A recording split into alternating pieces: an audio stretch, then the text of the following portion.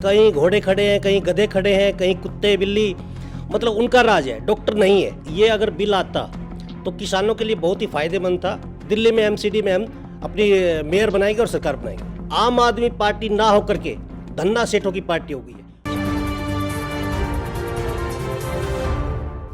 नमस्कार, आप देख रहे हैं इंडिया 24 न्यूज। आपके साथ मैं हूं प्रवीण। देश के 5 राज्यों में विधानसभा चुनाव हुए और 5 में से 4 पर बीजेपी ने बम्पर जीत हासिल की है। उत्तर प्रदेश, जहां सबकी नजर थी, वहां प्रचंड जीत हासिल हुई है और इस पर कार्यकर्ता जो बीजेपी के हैं उनमें कितना उत्साह है, ये लगातार हम आपको दिखा रहे हैं। मेरे साथ डाबड़ी वार्ड 30S से अशोक गर्ग हैं, जो भारतीय जनता पार्टी से टिकट की दावेदारी भी कर रहे हैं। सर, बहुत बहुत स्वागत है आपका। थैंक यू प्रवीण जी। ये जो प्रचंड जीत उत्तर प्रदेश में मिली है, कैसे आप इस जीत को देखते हैं? देखिए प्रवीण जी, ये सुशासन की जीत है और मोदी जी और योगी जी की जीत है। इसमें जो है बाहुबली जो करप्शन कर रहे थे यूपी के अंदर, उन पे बुलडोज़र चला, ये बुलडोज़र की भी जीत है। और सुशासन जैसे कहीं भी कोई दंगा फसाद है, उसके लिए योगी जी ने बहुत ही कड़ी कार्रवाई की और जहाँ जहाँ भी गुंडागर्दी थी सब समाप्त की। और आज यूपी के अंदर ऐसा हाल है, आधी रात को जाओ या रात को 10 बजे जाओ, निर्भीक होकर जा सकते हैं। श्रेय किसको जाता है इस प्रचंड जीत का? ये श्रेय पूरी यूपी की जनता को जाता है और मोदी जी को जाता है और योगी जी को जाता है। जिस तरह से पिछले दिनों किसान आंदोलन हुआ, एनकाउंटर्स हुए और काफ़ी सारे घटनाक्रम हुए, देखकर लग रहा था कि जो है किसान नाराज हैं, जीत नहीं हो पाएगी। राकेश टिकैत बार बार सामने आकर ये बात कह रहे थे कि अब जो है भारतीय जनता पार्टी नहीं आएगी वापसी में। अब वापसी इतने ज़बरदस्त तरीके से की है, तो उन लोगों को आप क्या कहेंगे कार्यकर्ता के तौर पर, जो लोग इसकी हंसी उड़ा रहे थे? देखिए, बिल बहुत ही अच्छा बिल था। ये अगर बिल आता तो किसानों के लिए बहुत ही फायदेमंद था। और ये जो विरोधी दल है, कांग्रेस हुई, आप हुई और बहुत से दल है, वो पब्लिक को गुमराह करने का काम कर रहे थे और वो पब्लिक को उकसाने का काम कर रहे थे। इसलिए लोकतंत्र देश है हमारा, लोकतंत्र में पब्लिक की चलती है, पब्लिक की माननी पड़ेगी। अब कहीं ना कहीं ये बात सत्य होती नजर आ रही है कि जो बॉर्डर पर बैठे थे वो किसान नहीं थे। जी, मैं तो यही कहना चाहूँगा। ज़्यादातर इसमें इधर उधर के लोग थे जो उकसावे में आने वाले और उकसाने वाले ऐसे लोग थे। और किसान इसमें कुछ कम थे जो मतलब बरगलाने में कामयाब रहे, वो किसान इसके अंदर आए। उत्तर प्रदेश में तो जबरदस्त ही जीत हासिल कर ली, लेकिन आम आदमी पार्टी पहुंच गई पंजाब। तो आपको क्या लगता है कि जो पंजाब है फ्री के चक्कर में आ गया या बदलाव चाहता था? अगर बदलाव चाहता था तो बीजेपी को क्यों नहीं लाया? देखिए प्रवीण जी, मैं आपको बताना चाहूँगा, दिल्ली के अंदर ना ही कोई विकास है, ना कोई फ्लाईओवर है, ना ही कोई स्कूल है और ना ही कोई हॉस्पिटल है। और जितने भी मोहल्ला क्लिनिक बनाए गए हैं उसमें कहीं घोड़े खड़े हैं, कहीं गधे खड़े हैं, कहीं कुत्ते बिल्ली, मतलब उनका राज है, डॉक्टर नहीं है। और ये सारी बातें आप पंजाब में नहीं बता पाए, उनको विश्वास नहीं दिला पाए। देखिए, फ्री का इनके केजरीवाल जी के पास और कोई मुद्दा नहीं है। जहाँ भी जाते हैं फ्री फ्री फ्री, और पब्लिक है बेचारी झांसे में आ जाती है। तो मैं यही कहना चाहूँगा, जैसा दिल्ली, पंजाब से ज्यादा उत्तर प्रदेश की पब्लिक ज्यादा समझदार है। बिल्कुल समझदार है जी। वो देश के लिए काम कर रही है, हमारी पार्टी बीजेपी पार्टी देश के लिए काम कर रही है, सर्वोपरि काम कर रही है।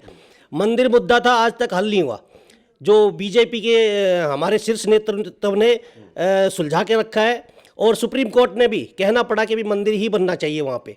तो और सुशासन दिया हमारे मोदी जी ने, योगी जी ने इतना सुशासन दिया है। जो चोर लुटेरे थे, डकैत थे, बाहुबली थे, उनका राज खत्म हो गया। आप देखें जाके यूपी में चारों तरफ गुलजार ही गुलजार है, किसी किस्म की कोई दिक्कत नहीं है। अच्छा, दिल्ली में भी चुनाव होने वाले हैं एमसीडी के, तो क्या आपको लगता है कि इसका असर जो है दिल्ली पर भी पड़ेगा? क्योंकि आम आदमी पार्टी तो ये कह रही है कि भारतीय जनता पार्टी बौखला गई, डर गई है, इसीलिए चुनाव भी जो है पोस्टपोन करने पड़े। देखिए, ऐसा है, यूपी के अंदर और 4 राज्यों में जो हमारे को जीत मिली है उसका श्रेय बिल्कुल दिल्ली को जाएगा। और भारी बहुमत से, भारी सीटों से दिल्ली में एमसीडी में हम अपनी मेयर बनाएंगे और सरकार बनाएंगे। तो आप मानते हैं, आपको लगता है कि एमसीडी चुनाव जो पोस्टपोन हुए हैं वो नहीं होने चाहिए? नहीं, ऐसा कुछ नहीं है, पोस्टपोन नहीं है। तीनों एमसीडी को एक करना बहुत अच्छा डिसीजन है हमारी सरकार का। और पोस्टपोन नहीं है, अभी घोषणा भी नहीं हुई है, जल्द ही चुनाव होंगे। दिल्ली में माहौल कैसा दिख रहा है? माहौल बहुत बढ़िया चल रहा है जी। माहौल, ये जो शराब की नीति लाए हैं केजरीवाल जी, इसका घोर विरोध किया जा रहा है। हमने अभी इसका जनमत संग्रह किया था। भारी भीड़ इसके विरोध में आ रही है, केजरीवाल जी के विरोध में आ रही है, आबकारी नीति के विरोध में आ रही है। पूरे क्षेत्र में जाकर देखिए आप, पूरी कॉलोनी को तोड़ दिया गया है और त्राही त्राहीमाम कर दिया। गंदा पानी आ रहा है, पीने के लायक पानी नहीं है। हर घर में आरओ टंगवा दिए इन्होंने, और बेचारा गरीब आदमी जो आरओ टंगवाने के लायक नहीं है, वो बेचारा खरीद के पानी पी रहा है। कैसी दुर्दशा है ये। मतलब बुनियादी सुविधाएं नहीं है, जल थल और मल, तीनों सुविधाएं नहीं है दिल्ली के अंदर। और मैं कहना चाहूँगा, आपके चैनल के माध्यम से कहना चाहूँगा, इतने मतलब जो आप पार्टी है, उन्होंने तरह तरह के इकट्ठे किए अपने उम्मीदवार और चुनाव लड़ाया।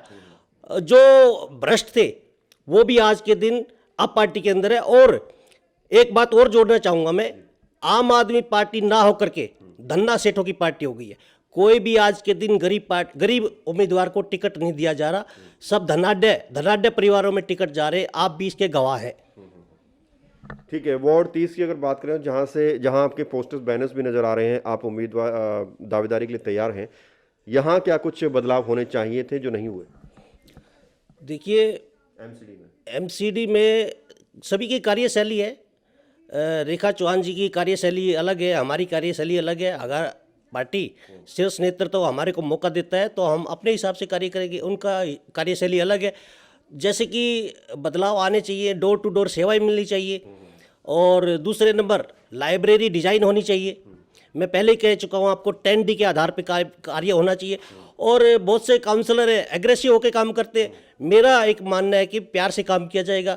और तीसरे नंबर पे जो छोटी गलियां हैं, छोटी गलियां में बड़ी गाड़ी नहीं जा पाती। जो इन्होंने छोटा हाथी का अरेंज किया है, वो छोटा हाथी गलियों में नहीं जा पाता। छोटी गलियां जैसे 12 फुट की गली है, 10 फुट की गली है।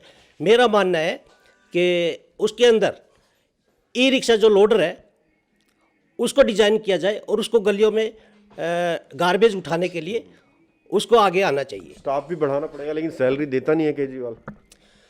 देखिए, वो तो बिल्कुल सही कह रहे हैं आप, केजरीवाल जी। नहीं, आपका ही कहना है, ये आपका आरोप है? ये बिल्कुल आरोप है, ये बिल्कुल सही आरोप है।